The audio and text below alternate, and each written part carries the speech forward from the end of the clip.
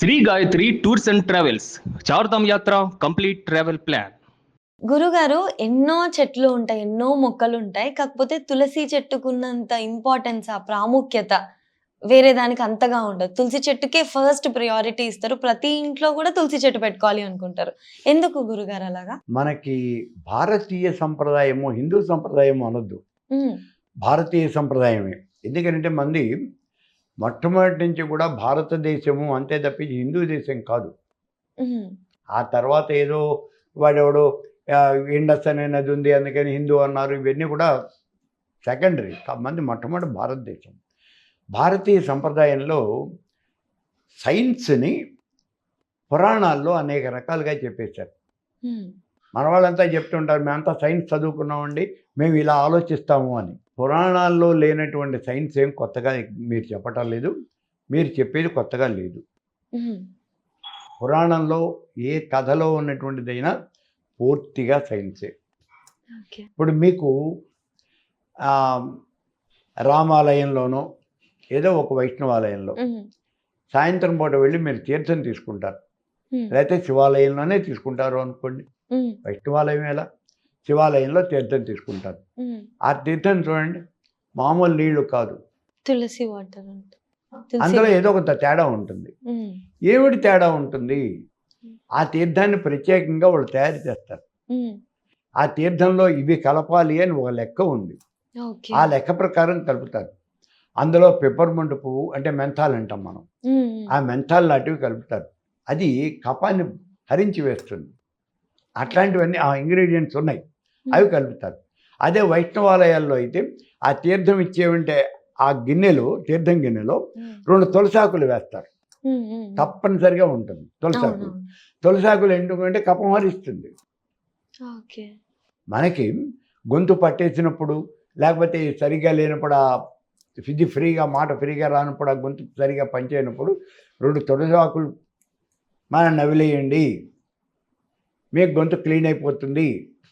లేదా ఇప్పుడు ఈ మన కఫ్ మిక్సర్, ఆ దగ్గు మందులు ఉన్నాయి కదా, ఆ దగ్గు మందుల్లో ఆయుర్వేదిక్ మెడిసిన్ ఉంటుంది, మీరు చూసారో లేదో, తులసి, ఏదో దాని పేరే తులసి. అదే కఫ్ మిక్సర్, తులసి కఫ్ మిక్సర్. అది అంటే తులసాకులతో తయారు చేసినటువంటిది.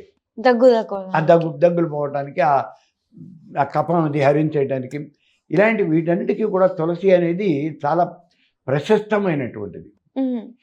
అయితే దానికి ఆ ప్రాశస్త్యాన్ని గుర్తించడం కోసం మన వాళ్ళు తులసి అది ఒక దేవత అనేటటువంటిది ఒకటి క్రియేట్ చేశారు. పురాణంలో ఒక కథ చెప్పారు. ఏంటి గురుగారు అది? అది మీకు అందరికీ తెలిసినటువంటిదే, తులసి జలంధరుడు. ఆ కథ చెప్పారు. కథ చెప్పి ఆ తులసి పరమ పవిత్రమైనటువంటిది, విష్ణుమూర్తి ఎక్కడ ఉంటాడు అంటే, విష్ణుమూర్తి తులసి అంటే చాలా ప్రీతి ఎక్కువ, అందుకని ప్రతి వాళ్ళు కూడా తులసి మొక్కని ఇంట్లో పెంచాలి. ఇక్కడ దానికి దీనికి ముడి పెట్టారు. విష్ణుమూర్తికి ఎక్కువ ఇష్టం. అసలు విష్ణుమూర్తిని తీసుకొచ్చి, ఆ తులసి మొక్కని తీసుకొచ్చి వాళ్ళిద్దరికీ ఓ ముడేసి, దాన్ని పట్టుకొచ్చి, ఆ ముడి పట్టుకొచ్చి మీ దొడ్లో పాతిపెట్టారు. చేసినటువంటి పని చాలా గొప్పదైనటువంటి పని, దాన్ని మనం మెచ్చుకోవాలి. అయితే ప్రతి విషయం కూడా ఇలాగే చేశారు. అంటే పురాణాల్లో ఏ మాట చెప్పినప్పటికీ సైన్స్కి ముడిపెట్టి దాన్ని తీసుకొచ్చి ఇక్కడ చెప్పారు. అది మనం అర్థం చేసుకోలేక వాళ్ళంతా పురాణాల్లో చేదస్తామండి, వాళ్ళు చెప్పారండి, నీకు అర్థం కాలేదు అంతే. వాళ్ళు చెప్పింది ప్యూర్ సైన్స్. ఆ తులసికి చాలా ప్రాముఖ్యత ఉన్నది. ఏమిటి అంటే, ఇదిగో ఇదే మెయిన్. మీకు కపహారి, మీకు తులసి వనం పెంచండి అన్నాడు. ఈ తులసి దళాన్ని తీసుకెళ్ళి విష్ణుమూర్తి మీద కనుక వేస్తే, విష్ణుమూర్తి తులసి ప్రియుడండి, తులసి దళాలతో ఆయన కనుక అర్చన చేసినట్లయితే ఏమవుతుంది? అర్చన చేస్తే ఆయన బ్రహ్మాండంగా ప్రీతి చెందుతాడు. ప్రీతి చెందుతాడో లేదో మనకు తెలియదు, కానీ ఇక్కడ మీరు పెంచినటువంటి తులసి వనము అనేది మనకి బోళ్ళంత హెల్ప్ చేస్తుంది. అందుకని పెంచుతున్నాం మనం. ఇప్పుడు తిరుపతిలో వెంకటేశ్వర స్వామి కూడా ఆ తోమాల సేవ అని చెప్పేసి ప్రత్యేకంగా ఇవి కడతారు. ఆయన మెళ్ళో ఆ మాల ఒకటి వేస్తారు చూడండి, అదేమిటి, ఆకులు పూలు, తులసాకులు, మామూలు పూలు, అట్లా మార్చి కట్టుకుంటూ వస్తారు. అంటే ఆ తులసికి అంత ప్రాముఖ్యత మీరు పెంచుతారుగా. దేవుడికి కావాలనే ఉండి దీంతో మీరు తులసాకులు తులసి మొక్కలు పెంచుతారు కదా, అవును. ఆ పెంచినప్పుడు ఆటోమేటిక్గా మీరే వాడతారు దాన్ని. ఓకే. ఓకే. అట్లా ఆ తులసి చెట్టుకి ఎంత ప్రాధాన్యత ఇచ్చారు అంటే, మనం ముఖాన విభూతి పెట్టుకుంటాం. హ్మ్. వైష్ణవంలో తులసి చెట్టు మొదట్లో ఉన్నటువంటి మట్టి తీసి కూడా ముఖాన పెట్టుకోవచ్చు అన్నాడు. అంత ప్రాముఖ్యత ఇచ్చాడు. ఓకే. ఓకే. తులసి బృందావనంలో ఉంటుంది, చాలా గొప్పదైనటువంటిది. మనం కాదనలేము, ఎందుకనంటే మెడికల్గా కూడా చాలా ఇంపార్టెంట్ ఉంది దానికి.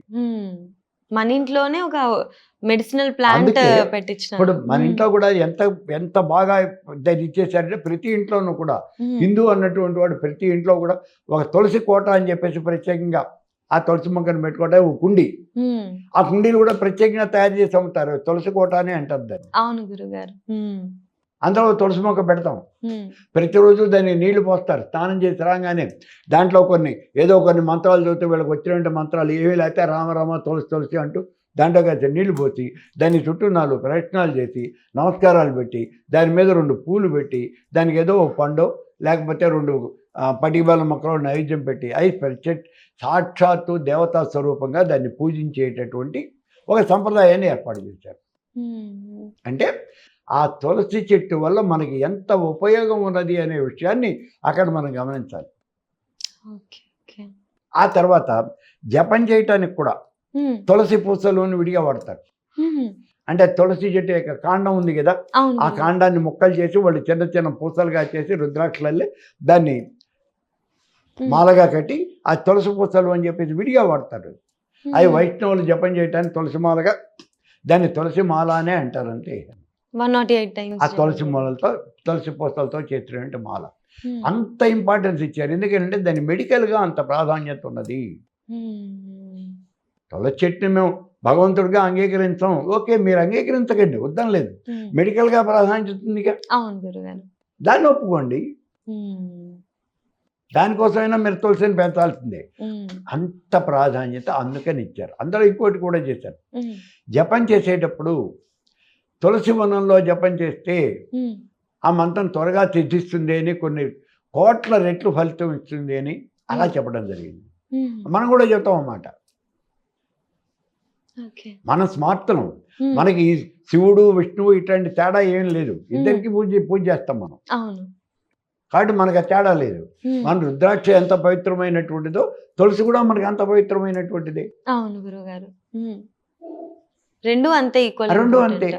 కాబట్టి ఇక్కడ ఆ తులసి వనంలో చుట్టూ తులసి చెట్లు ఉన్నటువంటి ఆ వనంలో మధ్యలో కూర్చొని కనుక నువ్వు జపం చేసినట్లయితే నీకు చాలా ఫలితం వస్తుంది, మంత్రం దెబ్బను సిద్ధిస్తుంది.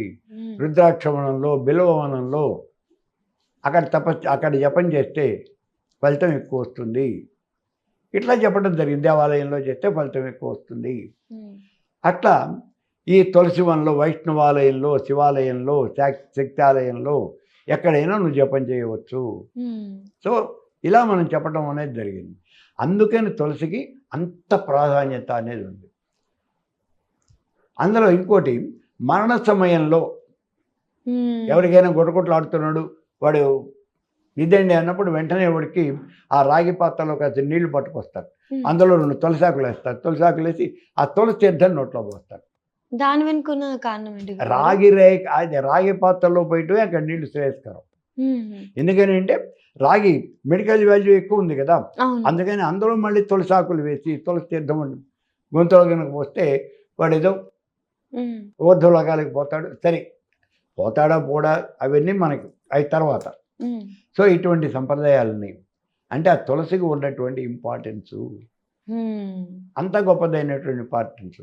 సాక్షాత్తు విష్ణుమూర్తి యొక్క స్వరూపంగా ఆ తులసీదేవిని మనం అంత గొప్పగా ధ్యానం చేయటం, ఆవిడ్ని పూజ చేయటం జరుగుతుంది. అవును గురుగారు, అంటే ఎవరైతే ఇవన్నీ నమ్ముతారో, విష్ణుమూర్తి స్వరూపంగా భావిస్తున్నాం కాబట్టి ఆ పూజ చేయడం మంచి జరుగుతుందన్న నమ్మకం, ఇదంతా ఒక స్టోరీ. ఎవరైతే నమ్మరో, మెడిసినల్ వాల్యూస్ అన్నీ ఉన్నాయి కాబట్టి ఇంట్లో పెట్టుకోక తప్పదు, అంతే. ఇంకా మెడికల్ వాల్యూగా పెట్టుకోండి, మిమ్మల్ని నమ్మని మేము అనలేదుగా. మీరు నమ్మకపోయినా పర్లేదు, మీరు వాడుకోండి. ఓకే, ఫ్యూచర్ జనరేషన్స్ లో ముందొచ్చే కాలంలో ఇలా నమ్మడం నమ్మకపోవడం ఇవన్నీ ఉంటేని ముందే ఆలోచించారో ఏంటో తెలియదు కానీ స్టోరీ టెల్లింగ్ అనేది కూడా ఒక దాంతో లింక్ చేసి పెట్టారు అసలు. ఇది ఒక్కటే కాదు, ఏ పని చేసినప్పటికీ కూడా వాళ్ళు ఇవన్నీ లింకులు చేసి పెట్టారు. కొంతమంది ఇష్టంతో అన్నింటికీ చేస్తారు, చెప్పండి కొంతమంది అంటే భయంతో చేస్తారు. మనం చెప్పలేకపోవచ్చు, అన్ని విషయాలు మనకు తెలియకపోవచ్చు, అంతేగాని లింకు లేకపోవడం అనేది మాత్రం లేదు. ఓకే. అన్నింటికీ లింకులు ఉన్నాయి, అంతా సైన్సే. తులసి చెట్టుకి దీపారాధన కూడా ఇంకా ఆ, అందుకే మరి పూజలో ఒక భాగం. సాక్షాత్తు భగవత్ స్వరూపం కదా, ఉమ్, తులసి చెట్టు భగవత్ స్వరూపం. దాని చుట్టూ ప్రయత్నాలు చేస్తున్నాం, దానికి మరి అగరత్తులు వెలిగిస్తున్నాం, ప్రతిరోజు మరి నివేదన చేస్తున్నాం, అవును. దీపారాధన కూడా అందులో ఒక మరి భాగం ఇంకా. అందులో ఒక పార్టే కదా. అవునవును గురు. కాబట్టి ఆ తులసి చెట్టు ప్రత్యక్ష దైవము అని చెప్పే కదా, ఉమ్, నీ కోరినటువంటి కోరికలన్నీ తీరతాయి. ఉమ్, అది ఒక అంటే ఆ నమ్మకం, ఆ నమ్మకాన్ని క్రియేట్ చేశారు. ఉమ్. ఇది ఈ టైంలోనే చేయాలి అని ఏమైనా ఉంటుందా గురుగారు? ఈవినింగ్ టైమా, మార్నింగ్ టైమా? ఎవరికి మార్నింగ్, ఈవినింగ్ చేయరు. ఈవినింగ్ చేయరు. మహా అయితే ఈవినింగ్ కొంతమంది వచ్చి దీపారాధన చేసి నమస్కారం పెడితే పెట్టచ్చు, కానీ ఆ తులసి చెట్లో నీళ్లు పోసి ప్రయత్నాలు చేయటం అనేది ఎప్పుడు మార్నింగే జరుగుతుంది. ఓకే. మార్నింగే మార్నింగ్ ఉంటుంది. మార్నింగ్ టైంలో. మార్నింగే ఉంటుంది. ఓకే ఓకే గురుగారు, చాలా బాగా వివరించారు గురుగారు. ధన్యవాదాలు.